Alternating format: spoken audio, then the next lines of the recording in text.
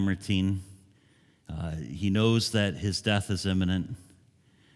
But he's no stranger to the prison cell. Though he writes these words to Timothy during his final time in prison, it certainly was not his first time in prison or a jail cell. We know this from our study of his life. Paul, like most of the main characters and the authors of Scripture, was a convict. Think about it. Let me just give you some of the big dogs. Moses, David, Jesus, Stephen, Peter, John, actually all of the apostles were all convicts. They were all either in exile or on the run or imprisoned or executed. And really, when we look at a careful study of church history as well, it's also largely the story of convicts.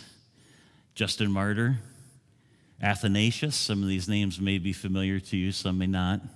Martin Luther, that's one that I hope is.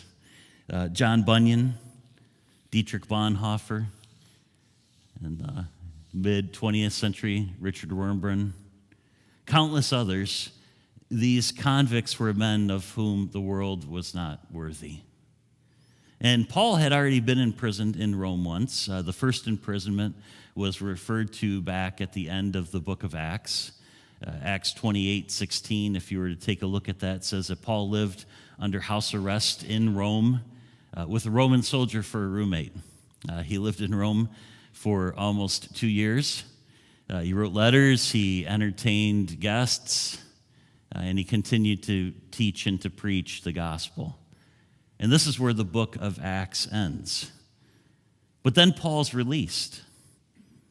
And Acts is finished, so we have to piece the rest of Paul's story, the rest of his life together from his letters and from church history. What did he do? He's been released from this first imprisonment in Rome, and does he decide to retire? Does the Apostle Paul have the attitude, church, of, I've done my bit. I've done my part for this thing called the church. I've certainly sacrificed everything. I never had a wife. I never had a family. I gave everything for the church, and now I'm an old man, and I've already done my time in prison. I think maybe what I'll do now is retire, and I'll go sailing on the Mediterranean. I'll play golf. Oh, sorry, I'm stepping on toes maybe now. I'll do all of these things, right? Is that Paul's attitude here? No. He's released, and he resumes his preaching ministry. He resumes his leadership development ministries. To give you a couple of examples, he sets up Titus in Crete. He sets up Timothy in Ephesus as pastors.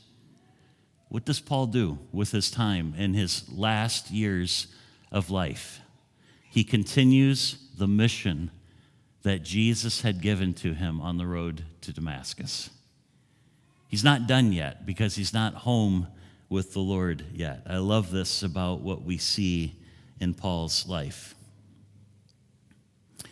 He's recaptured and he's imprisoned again. And this time, instead of being in house arrest with a Roman soldier for a roommate, which, by the way, they were chained together.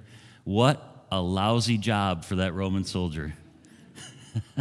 I think the way the shifts worked was 6 hours on.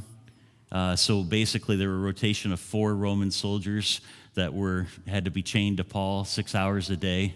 Can you imagine being chained to a preacher for 6 hours a day? Why are you all at, Karen? I hear you back there. That poor guy, those poor soldiers. But this time he's thrown into Mamertine, and it's quite a bit different of an experience.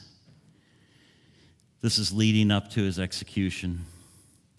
Persecution from the Jews had been bad enough, but now Emperor Nero has decided to go away with the church.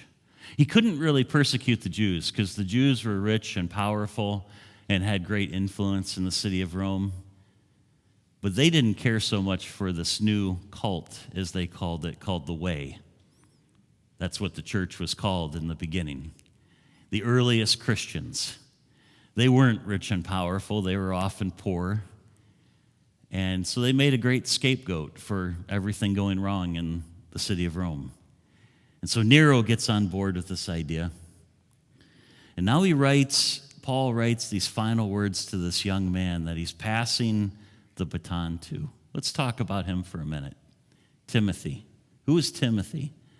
Timothy was a young pastor and evangelist. He was Paul's spiritual son, his mentee, however you want to say that.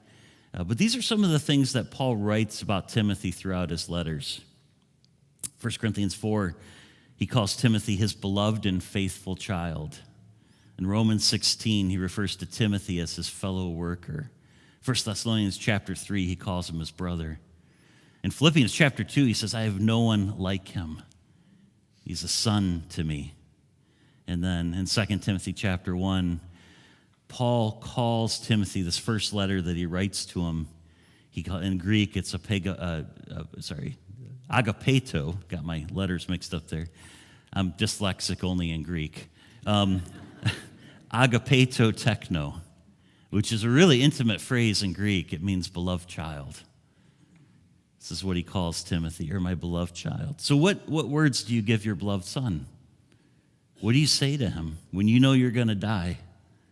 And this is the young man that you're passing the baton of the entire church off to. You're going to be the guy, Timothy. You're going to be the bishop, the pastor,